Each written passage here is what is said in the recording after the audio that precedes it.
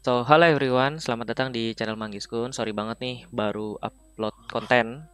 Udah lama banget juga, banyak yang nungguin juga. Sorry nggak pernah live streaming lagi karena kegiatan gue yang sibuk. Oke, never mind. Dan pada hari ini, sekarang gue pengen ngebahas apa ya? Bukan ngebahas sih, gue pengen nganalis, ngebedah taktik sama strategi tentang Free Fire Master League. Nah, pada kesempatan ini mungkin kayak gue cuma ngebahas soal ini aja sih, pot DF. Terus di game keempat aja. Nah, nanti untuk fight dari satu tim sama satu tim itu bakal gue coba jabarin, bakal gue coba jelasin penjelasan-penjelasan detail atau taktik-taktik atau kayak dari inisiasi segala macam yang sempat miss atau yang sempat gak dijelasin sama caster dan bakal gue jabarin di sini. Oke, jadi seperti apa kontennya? Enjoy. Ini kita udah langsung masuk ke gamenya aja, dimana ini udah masuk ke game keempat atau game terakhir dari Free Fire Master League hari kedua atau hari pertama pot DF ya.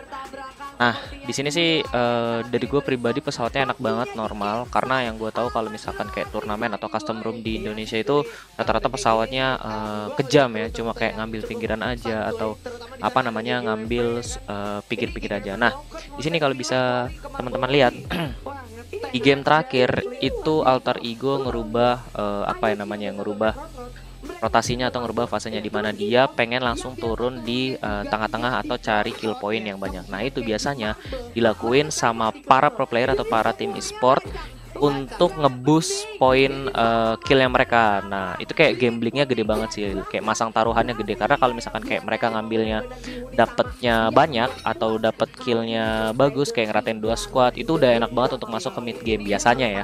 Cuma kembali lagi gimana cara mereka buat eksekusi di awalnya. Nah, terus biasanya loadout yang mereka pakai itu antara 4 bounty atau kayak 2 bounty 2 summon airdrop. In case kalau misalkan ketika mereka turun di tempat ramai itu mereka nggak dapat atau nggak nemu musuh sama sekali, kayak ini nih, kayak First Rider yang coba turun di rumah 7 juga. Ini gue bisa jamin kayak satu atau dua di antara mereka itu ada yang bawa bounty gitu, karena kalau misalkan kayak turun di tempat yang kita anggap ramai atau kita apa namanya kita raba-raba atau kayak kita terawang, itu tuh bakal ramai dan terus kita pakai semua night drop, itu kayak wasting banget kalau menurut gue ya. Mungkin kalau misalkan teman-teman atau survivor punya pendapat lain bisa komen aja di bawah gitu. Nah, di sini gue nggak ngelihat ada sesuatu yang aneh ya, karena tadi dari cara turunnya juga udah enak banget. Oke, kita bakal langsung skip aja ke fight pertama ya. Oke, nah ternyata fight pertama di game keempat ini adalah antara Bigetron Magix dengan Island of God, yang dimana Island of God-nya sendiri ternyata apa namanya sudah diperkuat dengan member baru yaitu Bion. Jadi bule gak main pada hari pertama atau first day-nya Island of God, dan yang main adalah Bion. Nah, di sini yang unik adalah perhatikan minimap. Perhatikan minimap ini, lihat gimana mereka antara support dengan supportnya itu ketemu satu sama lain. Perhatikan di belakang ini nih, ada tim 11 dari Bigeter Magic, yaitu di sana kalau gue nggak salah ada Regar yang di bagian quarry, di bagian quarry itu bertemu dengan Hans. Kalau gue nggak salah, karena Hans tadi pegang M60 Christmas ya. Dan di sini kita lihat 3 orang dari Island of God, ada Bion, ada Kids dan juga Rules, itu bertemu dengan 3 orang juga ini di rumah ini. Nanti kita lihat ya di nextnya ya, benar apa gak 3 orang ini. Tapi yang pasti 3 orang ini pengen nge-secure satu rumah. Kita lihat dulu fight-nya, nanti baru kita bedah ya, oke?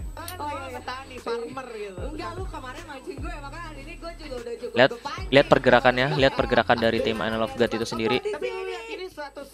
Ini salah satu pergerakan yang kalau bisa gue bilang cukup disiplin. Nah, ini ketika satu serangan atau satu damage kena sama satu player di Bigeter Magic, itu informasi dari para player Island of God tuh langsung ya. Oh, ternyata di sini Bigetron sendiri hanya ada 2 orang ya, satu orangnya lagi tuh baru join. Nah, tadi sempat kelihatan di sini Ikam terkena headshot di situ dan langsung mundur. Nah, Ancanya kenok, perhatikan. Perhatiin survivor. Dimana kalau misalkan kalian lihat ketika satu member atau satu musuh yang mereka target itu udah lumpuh atau udah kenok, itu bener-bener kayak movingnya tuh harus cekatan, harus pas banget waktunya, karena kalau telat sedikit aja itu bakal bisa dibalikin. Perhatikan gerakan atau serangan yang dikasih sama Island of God ya. Dimulai dari Bion, coba tapping, ada Anca yang sedikit kelihatan belum sempat nge-heal juga, 30 damage masuk ke Anca, kenok langsung moving. perhatikan tadi apa namanya minimapnya ya. Ini perhatikan minimapnya. Nah, di sini Hans juga udah mulai langsung masuk. Oh, ternyata digeser dulu nih. Ada Iron Wolf yang gua rasa sih udah nggak bakal bisa fight lagi ya. Nah, di sini pecah akhirnya fight-nya. Kita lihat dulu aja. Dua orang udah knock. Nah, terus Anca langsung masuk dari luar sama Pew. Tersisa satu Hans yang tadi sempat ditahan sama Rehgar. Oke, ini gua rasa udah nggak bakal bisa dijawab lagi ya sama Island of God ya, karena mungkin teman-teman juga udah nonton juga, dan Island of God pun itu langsung meninggalkan apa namanya lokasi pertempuran ya, kayak Hansnya langsung cabut ngamanin placement point, dan kalau nggak salah itu dikejar juga sih sama Bigetron sampai bener-bener diratain. Nah, apa yang salah dari pola penyerangan Island of God? Nah, kita lihat, kita mundurin lagi ya. Di sini mungkin agak sempat kesensor ya sama fight-nya Aerowolf sama Alter Ego juga gitu. Nah, kita mulai dari penyerangan pertama. Ini formasi dari Island of God. Lihat gimana ada Beyond di sini dan juga ada Kids di depan yang udah sempat terkena damage dan kespot sama Hikam. Pilihannya adalah pertama nunggu Kids-nya nge-heal dulu, baru ngelanjutin serangan di samping Beyond-nya itu tetap ngeharas atau tetap memberikan damage ke arah depan, guna mereka ini nggak memberikan atau nggak melakukan pergerakan-pergerakan yang bisa nge-push Island of God itu sendiri. Walaupun di sini sebenarnya mereka menang jumlah, cuma karena vision yang mereka miliki nggak cukup, atau kayak jumlah yang dimiliki sama Island of God tuh menang dibanding Bigetron. Cuma Bigetron itu menang dari segi vision. Karena kenapa? Island of God gak tahu ada berapa orang yang ada di dalam rumah gitu. Mungkin ya satu orang lagi itu udah kedeteksi sama Hans, karena Hans sendiri kalau kalian lihat ini Hans-nya itu udah berkurang darahnya, dan otomatis informasinya bakal nyampe ke teman-temannya kayak oke, ada satu orang lagi nih di sini. Nah, itu kayak Kids tuh udah pasti ngomong, oh ini mungkin temannya yang di rumah merah nih. Nah, masalahnya adalah satu orang dari Bigetron ini belum kelihatan. Siapa itu? Yaitu Pew, atau pria idaman wanita ya. Pew belum kelihatan sama sekali. Di mana dia ngambil pergerakan dari arah pertigaan batu untuk masuk ke rumah merah. Nah, kita lihat eksekusinya mungkin bakal kepotong sama Aerowolf sama Alter Ego ya, nggak apa-apa. Nah, di sini Hikamnya kena 165 damage, kena headshot. Mereka berdua lumpuh, nggak bisa ngelawan sama sekali. Nah, pas Ancanya kenok, moving, Island of God moving. Yang salahnya adalah ketika mereka moving, oh ternyata yang nggak kelihatan adalah oh ya benar, ini Rehgar ya, Rehgar dari visionnya Hans, sorry. Ini dari visionnya Hans. Dari visionnya Hans ada Rehgar yang sebenarnya udah tahu kalau ada satu pemain atau satu orang itu di daerah garasi, dan dia langsung tinggal aja. Karena kenapa? Ancanya kenok. Perhatikan di minimap backup dari Bigetron Magic itu sendiri. Kita lihat di sini, ini masih 3 lawan 2, langsung diblok sama glue wall-nya Hikam. Ini bakal kepotong dulu. Nah, ketika mereka perang, perhatikan lagi nih teman-teman. Oke, keskip bentaran. Nah, di sini 4 pemain Bigetron udah masuk langsung, gak pakai lama. Ini mungkin gambarnya gak pecah, sorry ya. Kalian perhatikan di minimap itu 4 orang dari player Bigetron udah masuk, termasuk Pew. Perhatikan ini, Pew datang dari arah quarry sendirian yang tadi gue bilang di awal, dimana si Rehgar nahan Hans. Abis itu Pew-nya datang dari sisi butanya Island of God yang gak kedeteksi sama sekali. Pas Kids masuk, yang belum punya secondary weapon sama sekali, hanya punya Famas sama plasma gun, itu nggak bisa berbuat apa-apa. Perhatikan. Nah, Kids-nya langsung kenok, lompat masuk, Beyond-nya juga udah kenok, dihajar sama Anca yang tadi habis di revive sama Hikam, dan akhirnya kondisinya adalah 4 lawan 3. Apa yang salah dari pola penyerangan Island of God padahal dia udah berhasil ngenokin Anca? Nah, ini mungkin bisa kalian pelajarin juga nantinya ya. Jadi apa yang salah dari penyerangan Island of God? Yang salah dari penyerangan Island of God adalah Hans yang nggak tahu posisi orang yang udah dia snipe di awal, yang tadi dia coba kontes di bagian Marble Wars kesana ya, atau bagian quarry, itu dia nggak ngasih info sama sekali kalau sebenarnya si orang itu udah bergerak. Nah, keuntungan informasi yang dimiliki oleh Bigetron adalah ketika Ancanya kenok, Hikamnya sudah selesai healing. Kalau kalian perhatikan tadi, Hikamnya udah selesai healing dan dia langsung pasang glue untuk nge-revive Anca sambil dia melakukan healing keduanya sebelum penyerangan dari 3 orang itu masuk. Nah, ketika ketiga orang itu masuk, Kids-nya buka fight, Beyond-nya buka fight segala macam, itu Pew dan Rehgar udah siap di posisi ngelakuin backup, dimana yang dibutuhin banget sama 2 orang tadi. Ketika Hikamnya udah ngeberes revive Anca, itu Ancanya langsung nge-backup tanpa nge-heal sedikit pun. Bahkan di saat-saat terakhir pun Hans itu kedeteksi sama Bigetron Magic karena informasi yang dimiliki dimiliki oleh Rhaegar tadi. Nah, itu adalah apa namanya, penjelasan yang gak sempat dijelasin sama caster ya, karena momennya hype banget, karena momennya cepet juga gitu. Nah, ini yang bisa teman-teman pelajarin adalah kalau misalkan kalian posisinya adalah di Isle of God, itu bisa aja dimenangin sama Isle of God sebenarnya. Kalau mereka benar-benar sabar ketika ancanya kenok gak langsung ngepost itu aja. Karena kalau misalkan mereka ngomongin lagi resource yang mereka punya atau senjata yang mereka miliki adalah secondary weapon dari beberapa pemain Island of God yang 3 orang tadi itu belum mumpuni. Contohnya Kids belum punya apa namanya, secondary weapon sama sekali. Harusnya yang dia milikin adalah yang dilakuin adalah tetap ngejaga middle range fight atau peperangan jarak dekat atau pertarungan jarak menengah yang mereka tahan sampai keempat player Begetter Magic itu kelihatan. Akhirnya kalau misalkan udah dapat infonya, otomatis jadi 3 lawan 4, Island of God bisa tarik ulur sampai handsnya mendekat dan tabrak 4 lawan 4. Apa keuntungan yang dimiliki oleh Island of God kalau misalkan melakukan hal itu? Keuntungan yang mereka miliki adalah mereka untung dalam segi health point, karena Begetter Magic itu harus melakukan healing terlebih dahulu di samping mereka harus moving. Dan gak cuma itu, keuntungan yang dimiliki Island of God adalah dari segi waktu juga gitu. Nah, itu salah satu yang sebenarnya bisa dibalikan keadaannya gitu. Bahkan kayak Island of God sebenarnya bisa memenangkan fight tersebut. Cuma informasi yang kurang atau yang telat dari hands tadi itu kayak bikin Island of God-nya itu bingung sendiri, karena kurangnya vision yang mereka miliki, jadi kayak bikin mereka tuh serang secara menebak-nebak aja gitu. Kayak mereka nggak tahu sebenarnya ada berapa orang yang di rumah, ada 3K atau ada 2K. Ternyata pada saat mereka masuk itu cuma ada 2 orang, dan 2 orang itu udah dari luar, dan si Piu sama Rhaegar-nya itu udah langsung siap banget nge-backup gitu. Oke, kita bakal langsung next lagi ya ke fight apa namanya, antara tim satu dengan tim lainnya. Oke, sekarang gue bakal nge-highlight pertarungan 3 tim ya. Ini antara EVOS, First Rider, dan juga Lufre. Nah, di sini gue pengen ngejelasin gimana kebiasaan buruknya, bukan kebiasaan buruk ini ya, apa namanya? Itu ya, tapi kebiasaan buruk dalam in-game itu dari strategi EVOS itu sendiri. Mungkin gue juga nggak tahu ya apa yang mereka latih atau apapun itu, tapi yang pasti ada satu ciri khas dari para pemain EVOS eSport atau EVOS Roar yang sebelumnya itu berada di Capital Esport, yaitu mereka tuh sering banget mainin distraction atau ngambil rute yang antara satu dengan satu pemain lainnya itu lebih dari 70 meter. Dan itu kalau bisa gue bilang satu ciri khas yang melekat sama para pemain EVOS Roar. Bahkan waktu di World Cup pun mereka ngelakuin hal itu. Nah, masalahnya adalah di sini fase liga, dimana kalau bisa gue bilang keseluruhan tim yang bermain di sini tuh bener-bener saling ngejaga temennya satu sama lain. Lihat gimana para pemain First Rider ngebagi vision atau ngebagi formasi 2-2. Lalu lihat juga antara Lufre yang ngebagi playernya juga 2-2. Gunanya adalah kalau misalkan temen duet kalian nih atau kayak partner yang deket sama kalian ini kenok, itu gampang banget untuk di revive.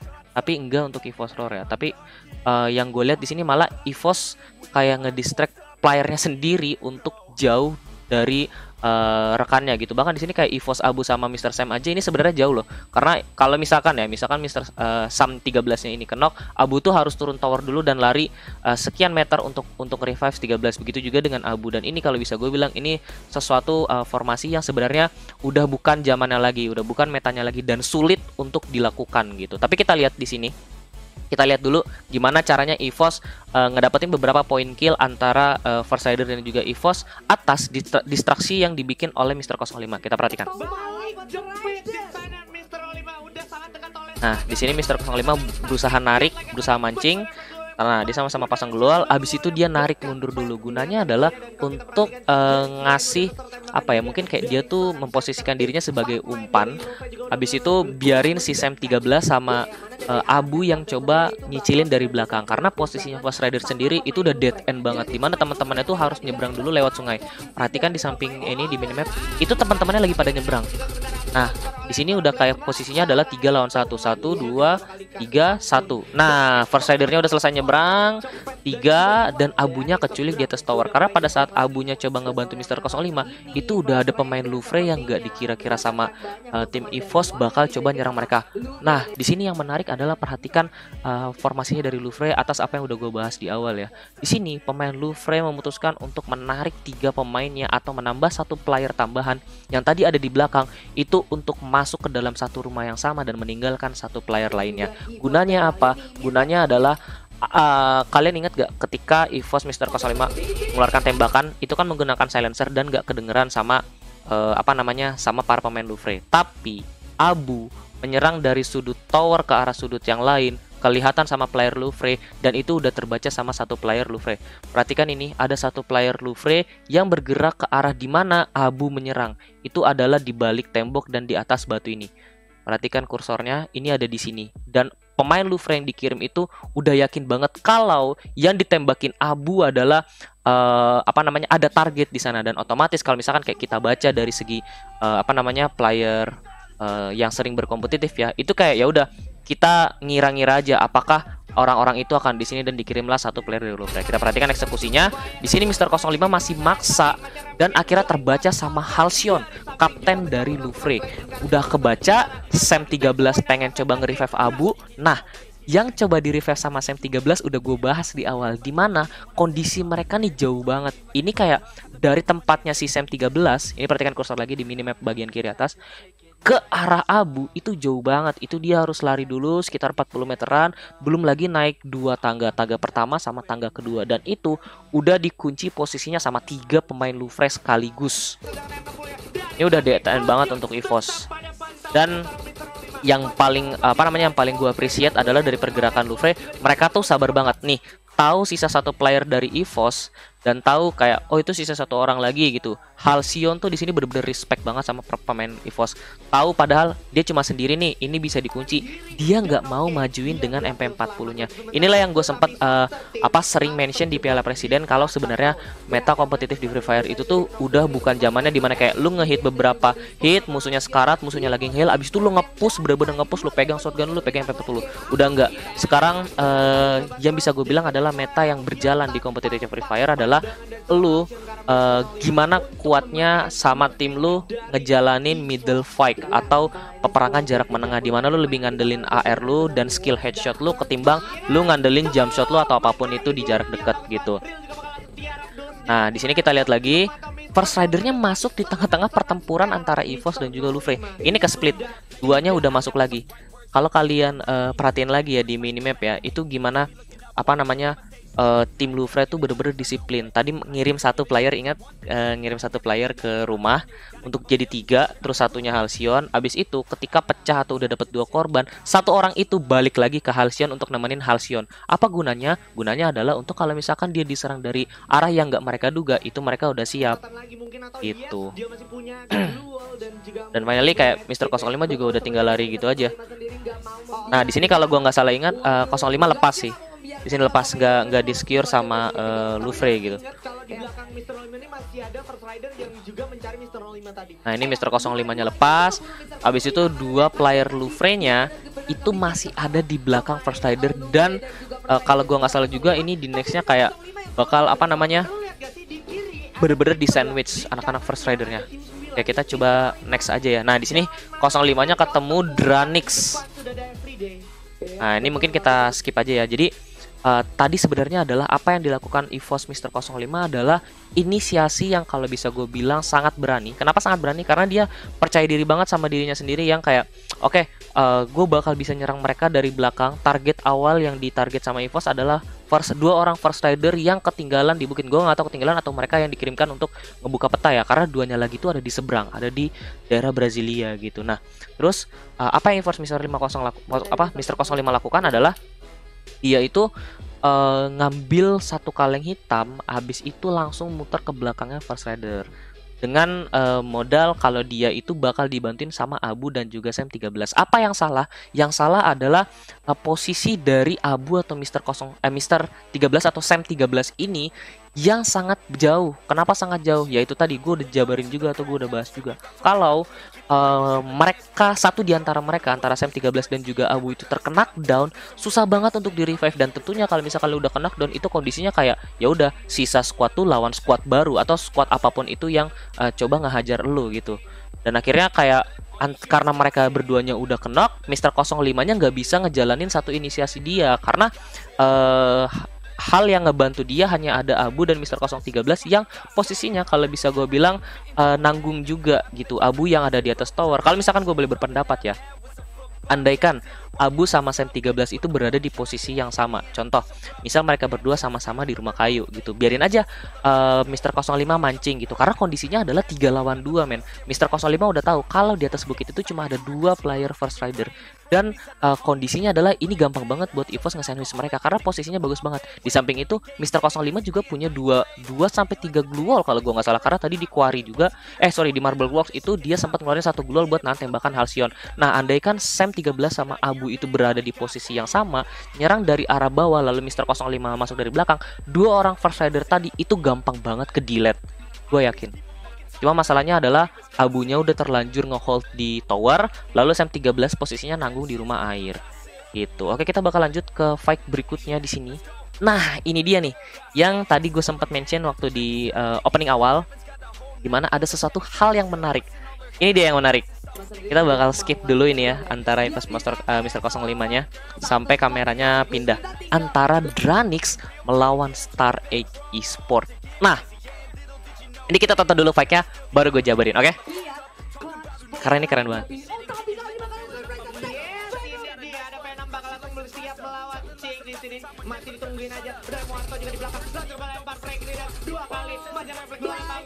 Gila, itu spam granatnya sih, gokil.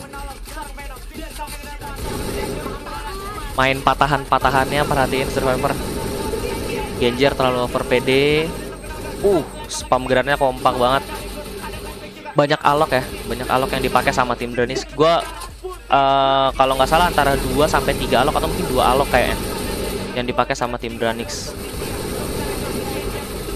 Gila, ini sumpah keren banget sih middle fight-nya. Perhatiin dari panjangnya mereka fight itu gak ada yang langsung ujuk-ujuk masuk pegang shotgun, ujuk-ujuk masuk pegang MP40. Karena kenapa? Karena mereka udah sadar kalau sebenarnya metanya dari Free Fire itu sendiri udah bukan ketika perang jarak menengah itu langsung diselesaikan sama jarak dekat, udah enggak. Karena kenapa? Dari banyaknya glue wall yang dipasang atau banyaknya setup glue wall labirin yang mereka pasang itu bikin mereka sulit untuk menemukan short range fight atau peperangan jarak dekat. Yang ada mereka kayak mereka kayak keskakmat itu sendiri gitu.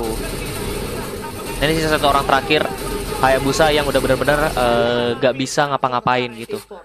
Oke, nah ini fight-nya dimenangkan sama Dranix ya. Nah, apa yang salah dari setupnya Star Egg atau kenapa Star Egg bisa kalah gitu? Karena kalau teman-teman nonton tadi malam ya, Kesto tuh sempat ngejabarin sebenarnya Star Egg tuh mendapatkan keuntungan atau advantage lebih dibanding Dranix. Apa keuntungannya? Ya, keuntungannya adalah high ground atau dataran tinggi. Dataran tinggi yang dimiliki Star Egg harusnya bisa mempermudah mereka melumatkan Dranix Esport gitu. Cuma yang jadi masalah adalah kita mundurin lagi ya. Dari pertama mereka ketemu.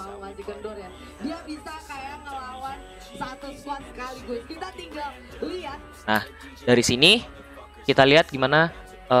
Bukan Star Egg-nya, Dranix-nya yang punya keuntungan high ground. Nah, kalau misalkan kayak berarti kalau misalkan Dranix-nya itu ya emang pantas dong mereka menang karena mereka memiliki high ground. Nah, yang jadi masalah adalah Star Egg ini udah lebih dulu tahu kalau Dranix itu ada di balik bukit. Perhatikan Muharto, itu udah kelihatan sama Zixia dan juga 2 orang player di belakang Star Egg, dan itu udah jadi info pasti buat Venom gitu.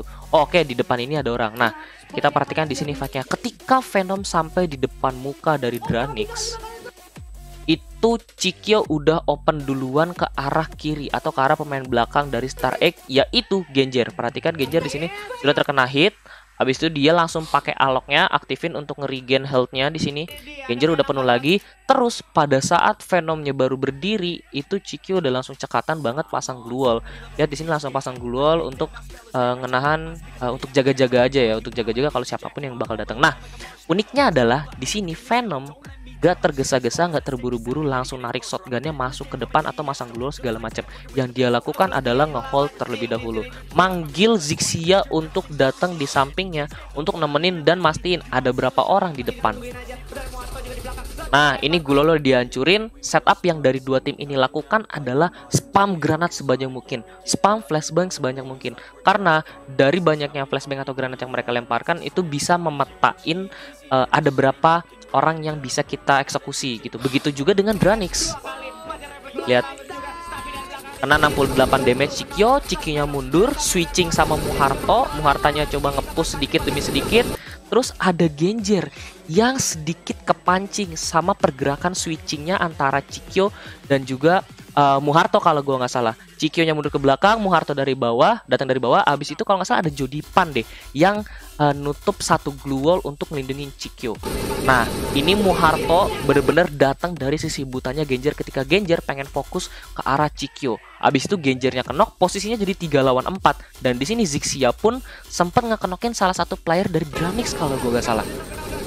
Nah, ini nyoba Zixianya. Oh, ada granat ternyata. Ada granat yang masuk.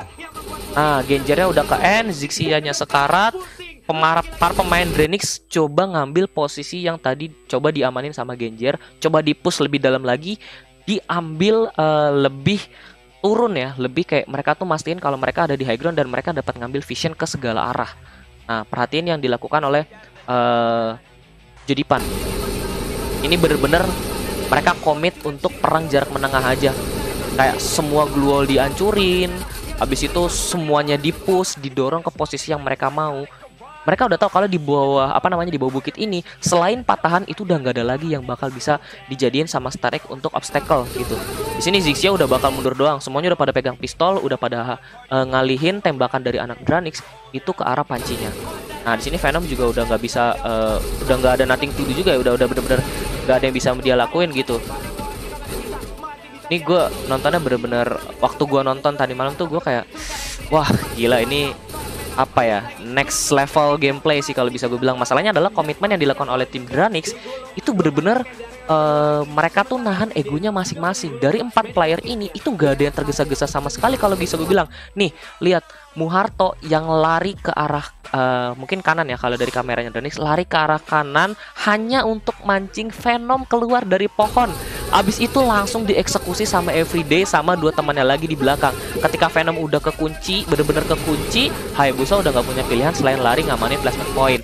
Nah, ini dia yang satu hal yang bikin gua kayak, wah gila ini Master League bakal ngasih knowledge baru untuk survivor yang ada di rumah gitu, atau kayak teman-teman komunitas, teman-teman player Free Fire yang pengen lebih ngegali lagi. Karena dari sini kita bisa lihat metanya Free Fire itu bergeser season demi season ya, atau kayak waktu demi waktu. Itu kayak mungkin kalau misalkan kita flashback sedikit pada zaman-zamannya World Cup, itu Hades sama EVOS Capital atau EVOS Roar itu ngebawa gamenya ke arah short range fight, dan itu benar-benar ngaruh ke semuanya. Lalu pada Summer League, Star Egg ngejalanin meta defensif yang benar-benar super pasif.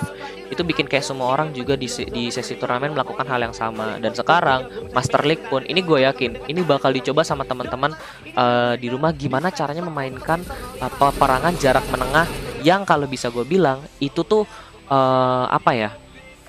itu tuh efektif banget gitu, karena memang udah zamannya. Kenapa bisa kayak gitu? Karena 4 slot skill dari updatean sebelumnya yang bikin kita untuk melakukan fight jarak menengah terlebih dahulu sebelum melakukan eksekusi di fight jarak dekat gitu. Kenapa slot 4 tuh ngaruh banget Bang Manggis? Karena slot 4 ngeberiin lu gini, lu bisa masang 2 skill agility, lalu 2-nya itu kayak lu bisa kasih health regenerasi dari Alok, abis itu satunya lu bisa kasih Andrew untuk ngejaga tetap fast lu, atau lu bisa kayak kasih 2 slot skill agility kayak Kelly sama Joseph atau Kelly sama Caroline, lalu duanya itu lu bisa kayak kombinasin attack sama defensif lu, attacknya ada Hayato, defensifnya ada Andrew, dan itu yang bikin peperangan jarak dekat di darah segar atau darah masih 200 itu bener-bener gak efektif lagi. Kenapa gak efektif? Walaupun kayak lu punya individu di atas rata-rata gitu, kayak lu individunya kayak frontal atau kayak Mr. 05 gitu. Kenapa nggak efektif lagi? Ya karena itu tadi 4 skill yang udah mereka gunain itu yang bikin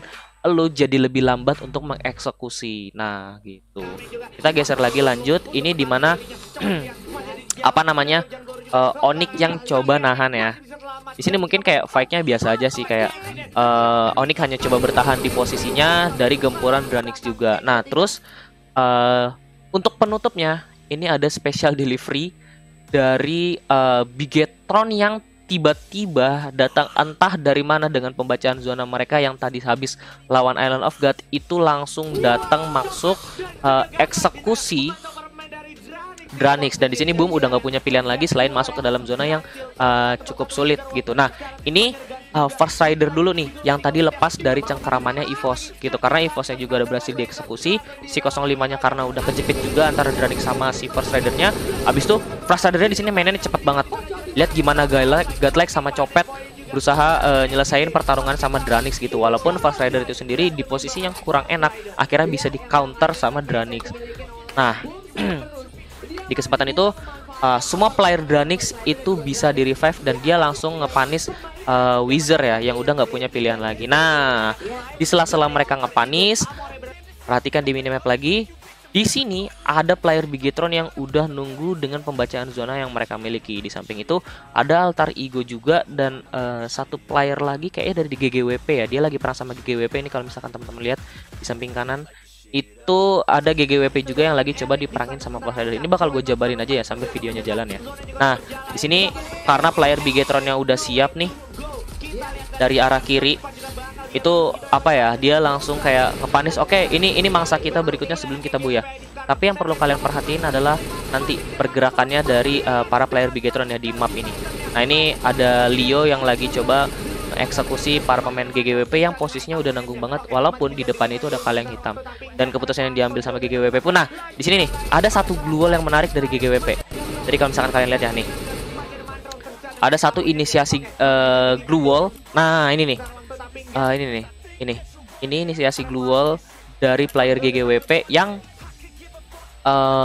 kalau menurut gua tadinya tuh mereka pengen coba masuk, cuma di sela-sela jalan ini nih, di sela-sela antara glue wall dan batu tempat mereka berlindung, itu ada Bigetron yang udah nge-snipe dari arah Rumah Tayo Golf Course. Di samping itu informasi yang dimiliki Altar Ego pun kayak, wah ini nggak bisa nih karena ada Dranix juga yang ngepung. Cuma Dranixnya berhasil dipanis sama Bigetron dan zonanya donat sampai habis. Itu keren banget. Gimana caranya Bigetron untuk eksekusi satu demi satu tim yang ada di depannya. Perhatikan ya, ini untungnya kita dapat Eagle Eye atau kamera di atas. Perhatikan baik-baik, formasi 1-3 yang nggak lebih dari 70 meter yang dilakuin sama Bigetron berhasil membawa mereka mendapatkan buya di game terakhir ya. Kita nikmatin dulu fight-nya ya. Ini ada 3 tim, Bigetron, Altar Ego, dan juga GGWP. Satu player Altar Ego udah berhasil di revive. Lihat pergerakan dari Bigetron, gila, ini pergerakannya solid banget, dimana mereka ngandelin hanya ada 3 pohon dan ada 2 tameng di depan, yaitu Ikam dan juga Piu, beserta ada support yang bagus banget dan ada flanker yang baik banget dari Anca dan juga Regar. Nih. Lihat pembagiannya, Regarnya ke Hikam, Ancanya ke Piu. Karena dari GGWP-nya sendiri juga masih ngepush nih di samping kanan nih, kalau misalkan teman-teman lihat. Ini mereka trading damage, trading silang sama Altar Ego, tapi udah ada Ikam yang siap sama AWM-nya langsung ke arah depan. Nah, ini keren juga Anca sama Piu. Kenapa? Karena di sela-sela mereka perang itu sempat ada treatment gun yang dikeluarin untuk melakukan healing. Nah, di sini fight-nya 3 nih.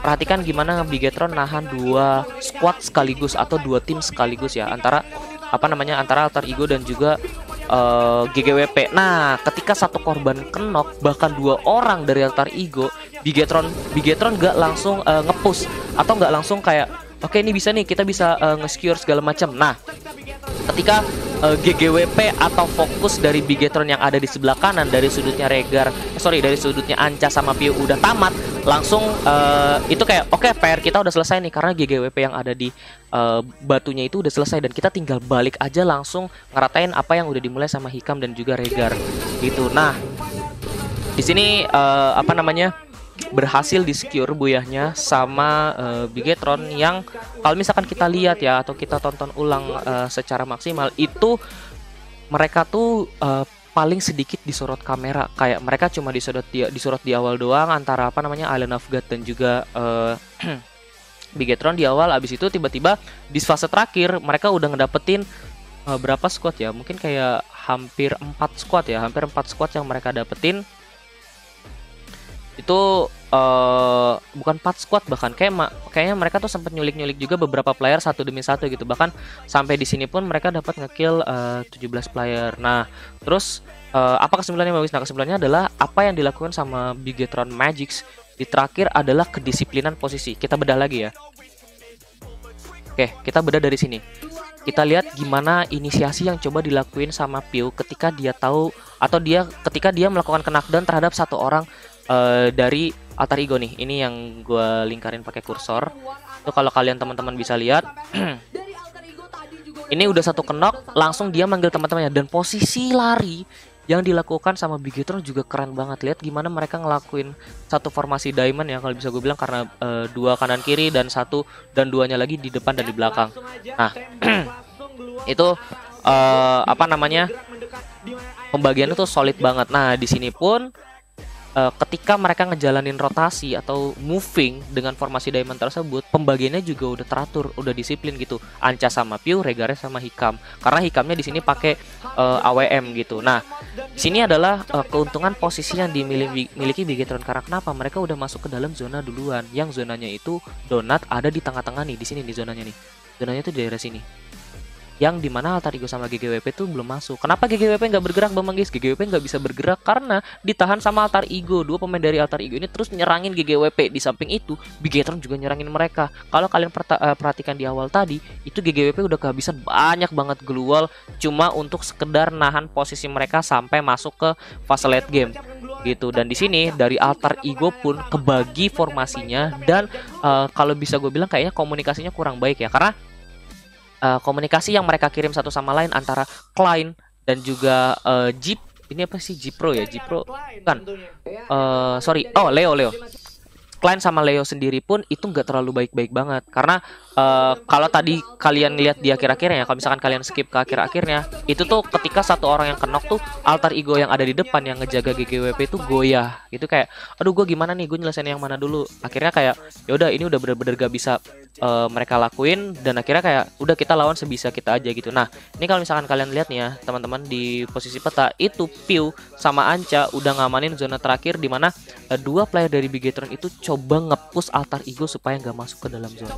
Nah, itulah poin yang apa namanya, yang dimiliki Bigetron sampai mereka bisa mendapatkan buya gitu. Oke, jadi itu video pertama gua di channel YouTube gua. Gue minta maaf banget kalau mungkin hasilnya kurang bagus ya, kayak gambarnya pecah-pecah, videonya pecah-pecah, atau penjelasan gue kurang detail atau apapun itu.